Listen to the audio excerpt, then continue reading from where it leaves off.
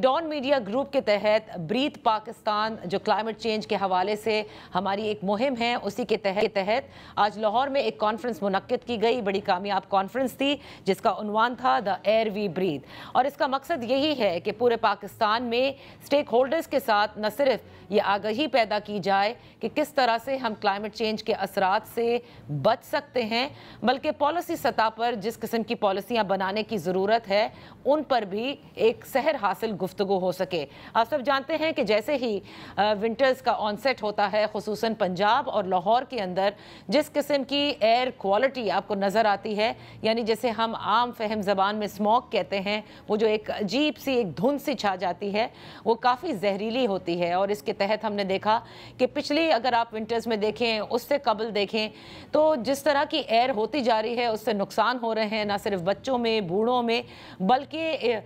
उमूमी तौर पर आप वहाँ पर देखेंगे कि स्मॉग से बचने के लिए फिर मास्क का इंतज़ाम किया जाता है और इससे कई बीमारियाँ भी होती हैं। अब इसका तदारुक क्या है, इसमें एक लॉन्ग टर्म पॉलिसी की ज़रूरत है। शॉर्ट टर्म के लिए पंजाब हुकूमत की जानिब से कई इक़दाम लिए गए हैं, लेकिन आज की इस कॉन्फ्रेंस में न सिर्फ पंजाब के लिए बल्कि पूरे पाकिस्तान के लिए कि किस तरह से हम अपनी उस एयर को जो कि हम जिसमें सांस लेते हैं उसको बेहतर बना सकते हैं। सो इस उम्मीद के साथ कि जो बातें आज कॉन्फ्रेंस में हुई और इससे कबल भी जो ब्रीथ पाकिस्तान के तहत तमाम तर क्लाइमेट चेंज के असरात को कम करने के लिए, मिटिगेट करने के लिए जिन पॉलिसीज़ की ज़रूरत है, लॉन्ग टर्म पॉलिसीज़ की ज़रूरत है, उस पर हुकूमतें काम करेंगी। That's all for today. इजाज़त दीजिए, अल्लाह हाफिज़।